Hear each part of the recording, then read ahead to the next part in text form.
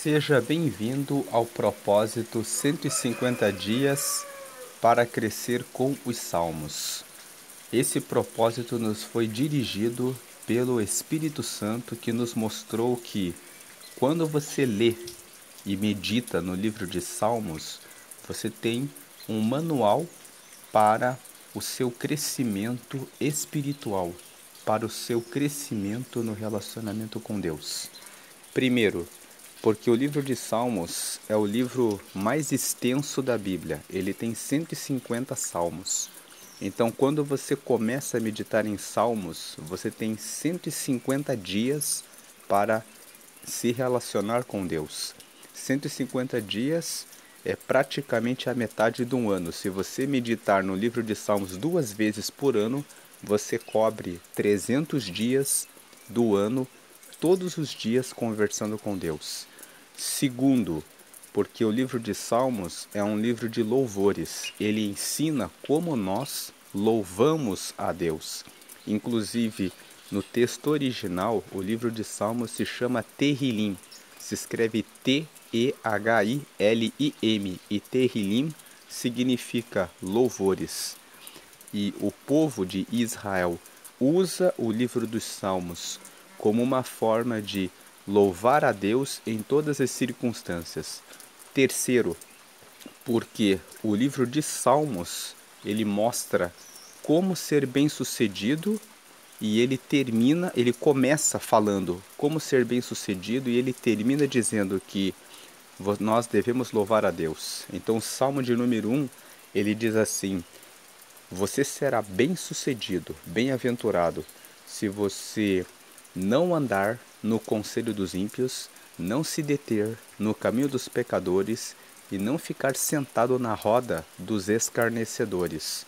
Então, se você foge do caminho dos ímpios, não para no caminho dos pecadores e fica longe daquelas rodinhas onde as pessoas são escarnecedoras.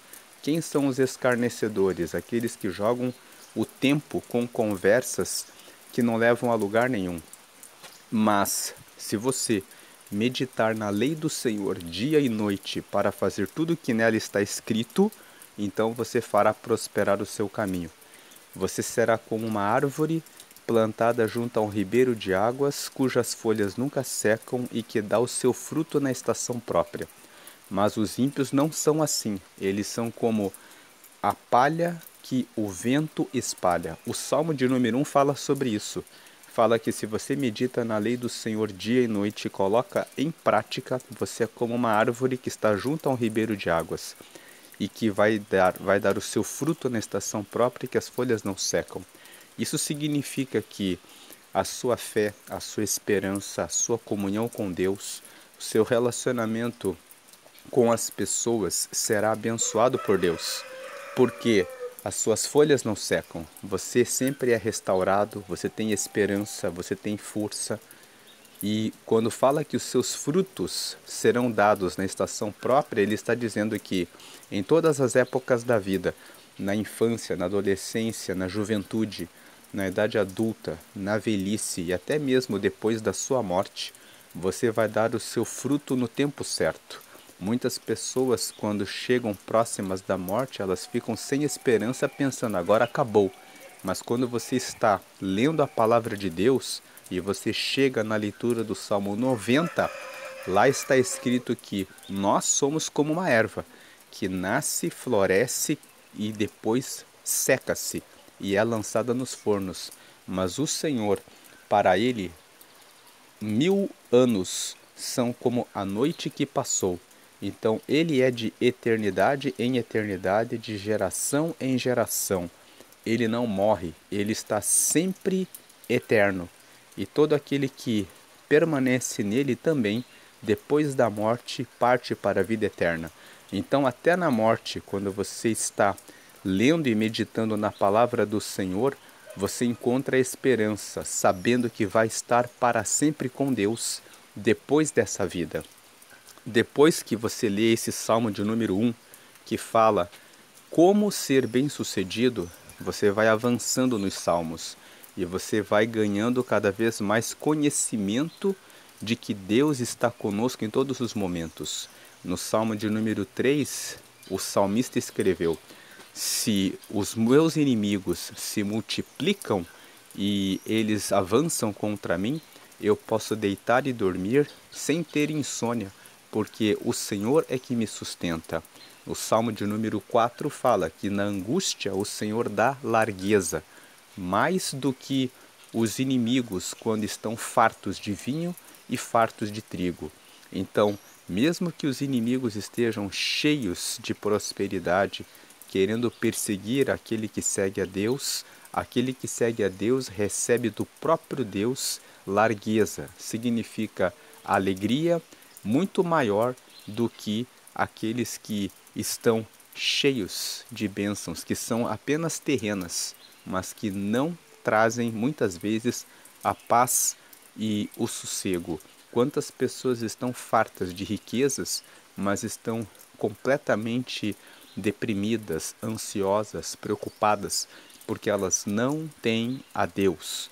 Mas aquele que tem a Deus não tem motivos para temer. Ele dorme e descansa, e no meio das suas dificuldades ele clama a Deus, e o Senhor é o pastor daqueles que confiam nele e não deixa que nada venha a faltar. Ele traz a provisão, mesmo no meio do desemprego, ele traz a força no meio da doença, no meio da enfermidade. Ele traz a esperança quando tudo parece que já acabou. Ele surpreende aqueles que acreditam nele. Por isso que o Salmo 23 fala aqui: o Senhor é meu pastor e nada me faltará. Quando você está em Deus, Ele sabe aquilo que você precisa para passar pelas suas batalhas, dificuldades e tribulações. O Salmo de número 20 fala que uns confiam em seus carros e em seus cavalos, e uns encurvam-se e caem, mas nós estamos de pé.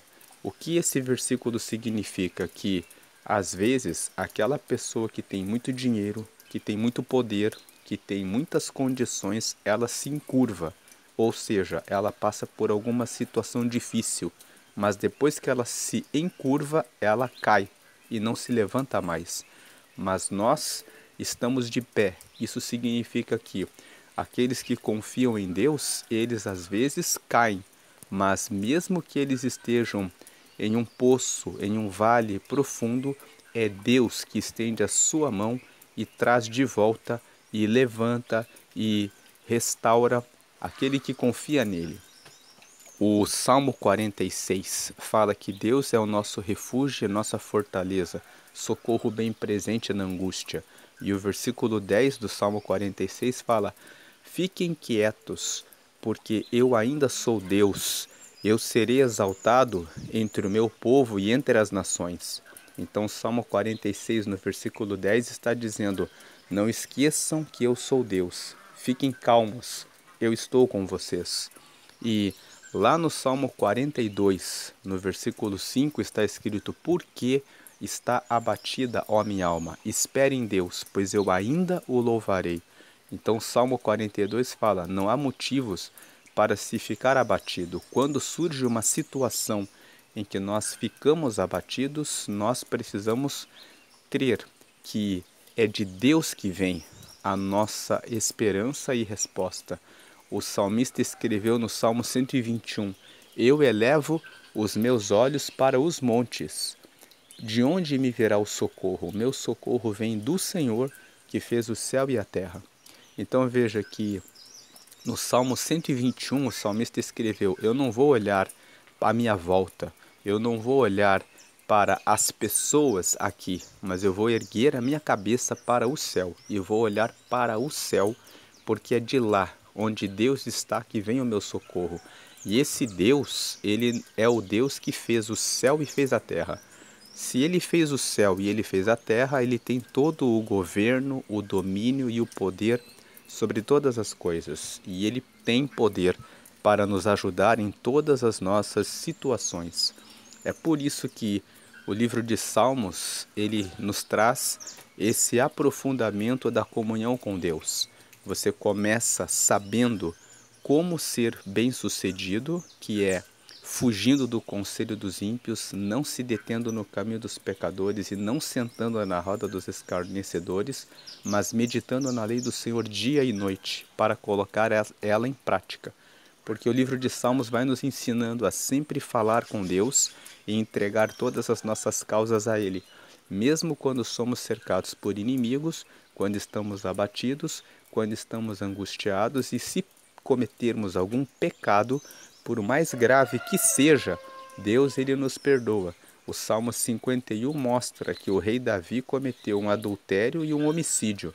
Ele matou o marido da mulher para poder ficar com ela, mas Deus o corrigiu e ele se arrependeu. E como ele se arrependeu, ele disse: Deus, cria em mim um coração puro. Isso está escrito no Salmo 51. E Deus o perdoou e o levantou novamente na presença dele. Então, mesmo que você cometa pecado, Deus, ele te perdoa se você se arrepende. E se você continua no pecado, muitas vezes Deus lança o castigo. O Salmo 44 e o Salmo 74 são dois salmos que mostram que o povo de Israel foi levado como escravo e ficaram durante 70 anos na Babilônia como escravos por causa do seu pecado. O pecado deles era a idolatria, a adoração a outros deuses. Deus enviou o profeta Jeremias para corrigir o seu povo, dizendo: parem de adorar outros deuses. Só eu sou o verdadeiro Deus e sou eu que abençoo vocês. Mas o povo não escutou. Então Deus disse pelo profeta Jeremias: virá aqui o rei da Babilônia e os levará como escravos, e vocês ficarão lá 70 anos. E o Salmo 44 e o Salmo 74 falam sobre esse momento que o povo de Israel escreveu: o Senhor nos levou como cativos, mas o Senhor fez isso para o nosso bem. Quando você chega no Salmo 126, o Salmo 126 fala do momento do retorno. Quando eles voltaram para a sua terra, quando eles voltaram para Israel, eles escreveram assim: quando o Senhor nos trouxe de volta da Babilônia, nós estávamos como aqueles que sonham. Então ele está dizendo no Salmo 126, quando nós voltamos para a nossa terra, nós estávamos como aqueles que estão sonhando. Ou seja, nós recobramos a nossa esperança. Então o livro de Salmos ensina que Deus nos ama e Ele não perde os seus filhos. Muitas vezes Ele lança no castigo para nos fazer voltarmos para Ele. E depois Ele traz um novo tempo de esperança, um novo tempo em que é possível voltar a sonhar.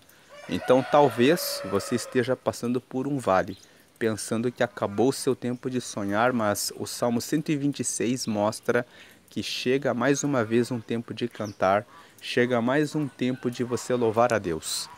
E quando você chega no Salmo 150, ele diz: todo ser que respira louve ao Senhor. A conclusão do livro de Salmos é: no final de tudo que nós passamos nessa vida, somente o Senhor é digno de ser louvado. E quando nós pensamos que estamos sozinhos, o Salmo 121 fala: aquele que te guarda não tosquenejará. Tosquenejar significa tirar cochilo. Então, aquele que te guarda não tosquenejará. Ele não vai tirar nenhum cochilo. Ele não dorme. Ele está o tempo todo olhando e cuidando da sua vida. O Salmo 17, no versículo 8, fala: ele guarda você como a menina do olho dele. Você é a menina do olho dele. Deus está o tempo todo vendo o que você está passando para cuidar da sua vida. Por isso, o livro de Salmos é um livro que nos traz o conhecimento e a aproximação e a certeza de que Deus é o único digno de toda adoração e louvor, e Ele é o Todo-Poderoso, Ele é aquele que sabe todas as coisas e está em nós o tempo todo. Ontem nós meditamos no Salmo 139, e no Salmo 139, você que está acompanhando essa série viu que no Salmo 139 fala que Ele tem a onisciência, sabe todos os nossos pensamentos antes de falarmos alguma coisa para Ele. Que Ele também tem a onipresença, mesmo no meio das trevas. Para ele nos vê como a clara luz. E ele tem todo o poder. Ele pode fazer o impossível e ele tem o governo sobre todas as coisas. Ele é onisciente, onipresente e onipotente. E hoje nós vamos meditar no Salmo 140. Esse salmo é um salmo que fala que Deus é aquele que nos dá proteção e livramento. Ele nos livra dos homens maus, dos homens violentos, dos homens sanguinários. Ele é aquele que nos livra do furto, do roubo, do assalto, do homicídio, do acidente. Ele nos livra das armadilhas que as pessoas que praticam o mal armam contra os que seguem o caminho de Deus. Então vamos ver aqui o Salmo 140. Ele começa dizendo assim, você está vendo aqui Salmos capítulo 140, mas o livro, quando você fala no plural Salmos, você fala do livro de Salmos. Quando você quer falar de um salmo específico, você deve sempre falar no singular. Então diga Salmo 140 ou diga Salmo de número 140. O livro de Salmos não tem capítulos, porque os salmos são independentes uns dos outros. O livro de Salmos é uma reunião de vários textos que foram escritos por vários autores diferentes que viveram em várias épocas diferentes e que depois foram reunidas pelo povo israelita para formar o seu livro de louvores a Deus. Então, não existe capítulo no livro de Salmos. Você está vendo na tela, capítulo 140, porque essa Bíblia é uma Bíblia de estudo, é uma Bíblia digital. Então, ela coloca capítulo só para facilitar o entendimento. Mas o correto é você dizer Salmo de número 140 ou Salmo 140. E o Salmo 140, ele fala de livramento, como nós já falamos aqui. E ele começa dizendo assim, livra-me, ó Senhor, do homem mau. Veja, que ele pede para Deus dar o livramento do homem mau. Guarda-me do homem violento. Então é para dar o livramento do homem mau e guardar do homem violento. Versículo 2, os quais pensam o mal no coração. Então essas pessoas que pensam mal no coração continuamente se ajuntam para a guerra.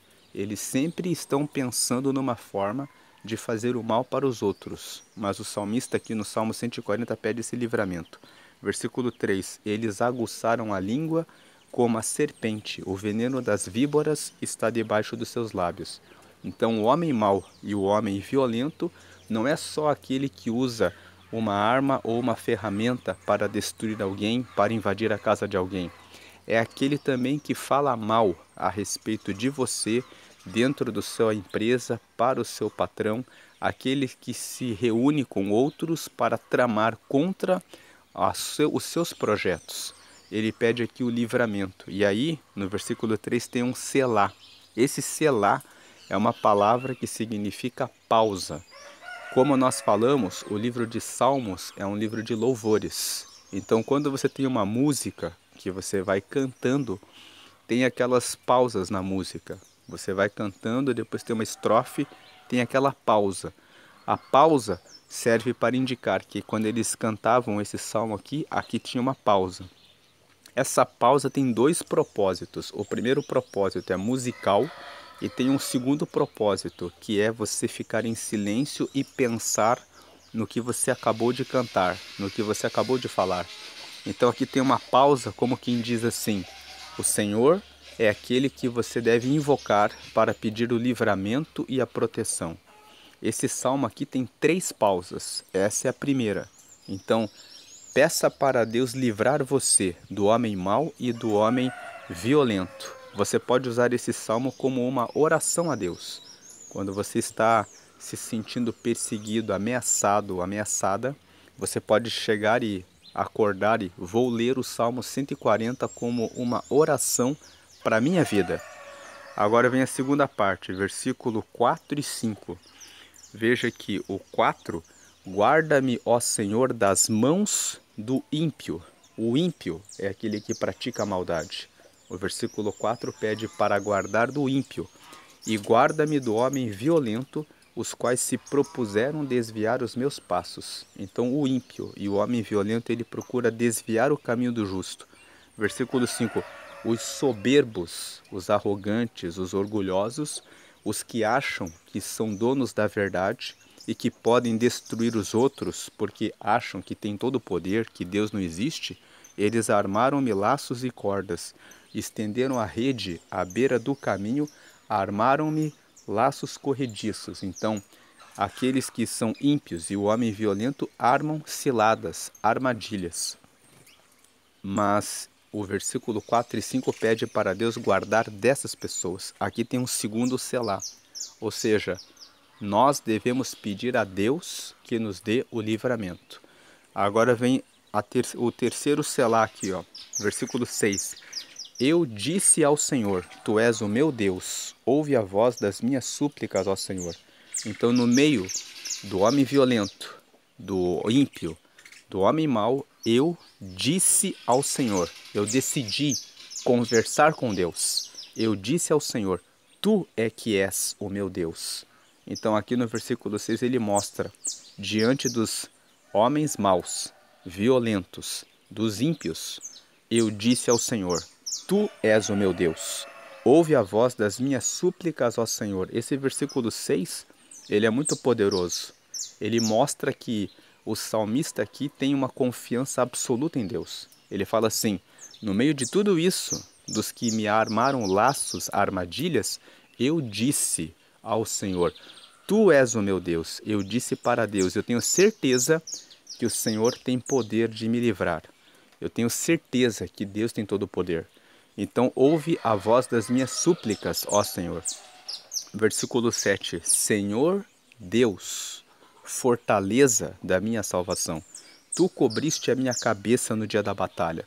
Quando ele fala isso, ele está dizendo, eu sei quem é que me cobre a cabeça no dia da batalha. Ele é o Senhor Deus. Versículo 8. Não cumpras, ó Senhor, ao ímpio os seus desejos. Não deixes ir por diante o seu mau propósito, para que não se exalte. Aí tem aqui o selá. O versículo 8 ele fala, Deus não deixa o propósito do ímpio avançar, para que ele não fique exaltado, para que ele seja derrubado e reconheça que só o Senhor é Deus. E aqui tem a terceira pausa desse salmo. E aí vem a última parte, versículo 9. Quanto aos que cercando-me levantam a cabeça, cubra-os a maldade dos seus lábios. Ou seja, que quem me cerca e levanta a cabeça achando que vai prevalecer, que eles sejam cobertos da sua própria maldade, que a maldade volte para eles mesmos. 10. Caiam sobre eles brasas vivas, sejam lançados no fogo em covas profundas, para que se não tornem a levantar. Isso daqui é um desejo do salmista.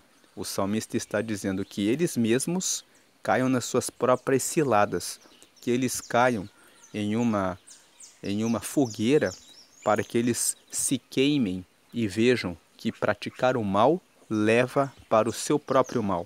E versículo 11. Não terá firmeza na terra o homem de má língua.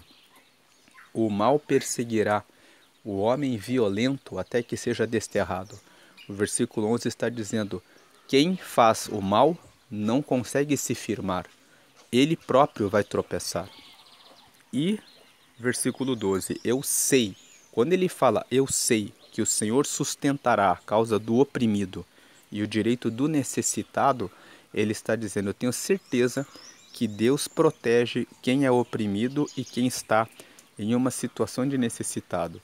Porque 13, assim, dessa forma, com Deus sustentando a causa do oprimido e o direito do necessitado, dessa forma, assim, os justos louvarão o teu nome e os retos habitarão na tua presença. Então é dessa forma, com Deus sustentando a causa do oprimido e ajudando o direito do necessitado, é dessa forma que os justos louvarão o nome do Senhor e os retos habitarão na sua presença. O assim aqui do versículo 13 também quer dizer que assim, com os livramentos que Deus dá do homem mau, do homem violento e daqueles que são ímpios e daqueles que são soberbos, dando proteção, é dessa forma, com essa proteção contra as armadilhas, contra os laços que eles armam, que os justos vão escapar e vão louvar o nome do Senhor. Eles verão a bênção de Deus, o livramento de Deus,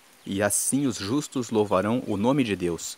E os retos, os que andam no caminho correto para andar sempre com Deus, eles habitarão na presença de Deus. Na tua presença significa habitar, significa o lugar em que você mora. Então, dessa forma, você vai morar com Deus, você vai estar sempre perto de Deus. Deus vai sempre estar cercando você e protegendo de todo mal. Essa é a meditação do Salmo 140, ele é um salmo de livramento daqueles que são maus, ímpios, violentos e que armam ciladas e armadilhas contra aqueles que seguem o seu caminho de forma correta. Agora, eu tenho um convite para fazer a você. Você já recebeu a Jesus, que é o próprio Filho de Deus, para ter essa amizade com Deus? Se você ainda não fez isso, agora você tem a oportunidade de ser amigo, de ser amiga desse Deus. Melhor do que amigo e amiga, você tem a oportunidade de ser filho e de ser filha dele.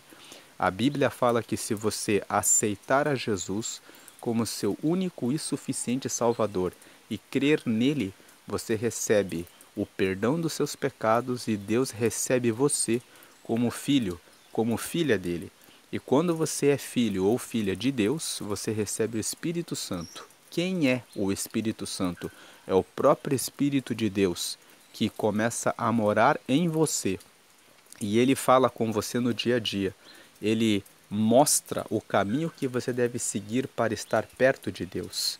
Ele revela para você, colocando um aperto no teu coração muito forte, quando você está para cair, para fazer alguma coisa errada, para fazer um mau negócio, para seguir um caminho que vai trazer a morte, para trazer um caminho mau para a sua vida.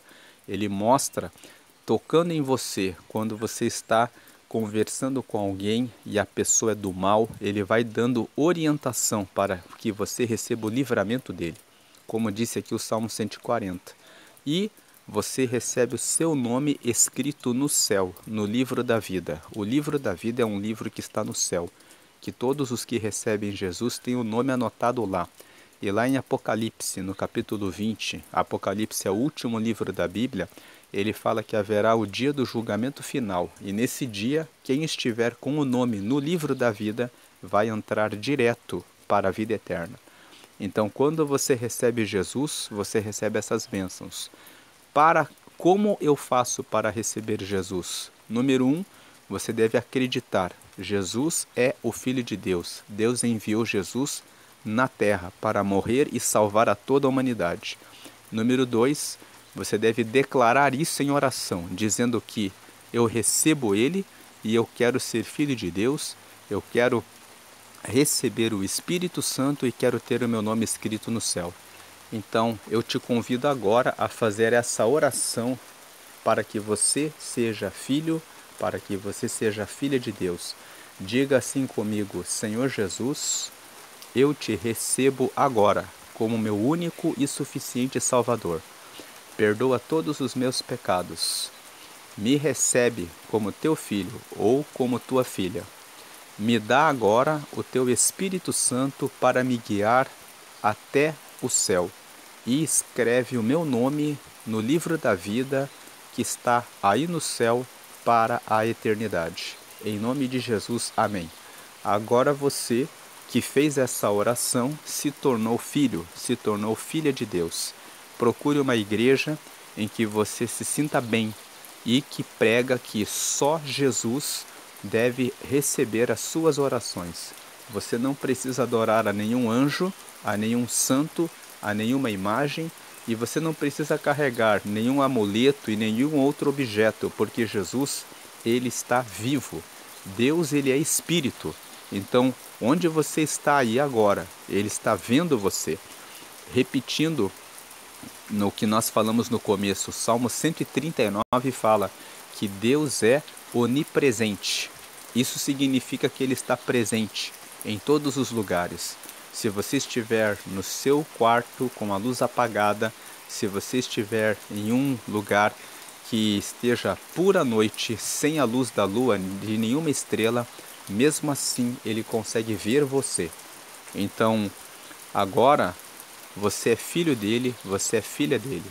Fale com Deus por meio de Jesus. Faça todas as suas orações em nome de Jesus. Ele vai ouvir você. E que Deus abençoe a sua vida. Só para fechar a mensagem, o Salmo 115 fala que as imagens de escultura, elas são obras das mãos dos homens. Têm olhos, mas não veem, têm boca, mas não falam, nariz, mas não cheiram, ouvidos, mas não ouvem, mãos que não pegam e pés que não andam. E todos os que creem nessas imagens serão como elas. Então, o texto do Salmo 115 fala claramente que as imagens não fazem nada, são apenas estátuas. Mas o Senhor está no céu e Ele ouve todas as suas orações e traz respostas para a sua vida. Se você se sentiu tocado ou tocada por essa mensagem e lembrou de alguém que precisa receber a Jesus, ou de alguém que está numa situação de perigo ou que precisa ouvir alguma parte dessa mensagem que você ouviu nesse dia, compartilhe com essa pessoa para que ela também possa ter a sua esperança restaurada, renovada e conheça o poder dos salmos como instrumento para se aproximar de Deus. Deus abençoe a sua vida, hoje e sempre grandemente, com todas as bênçãos dele. Amém. E permaneça sempre firme com Jesus. Deus abençoe. Amém, amém.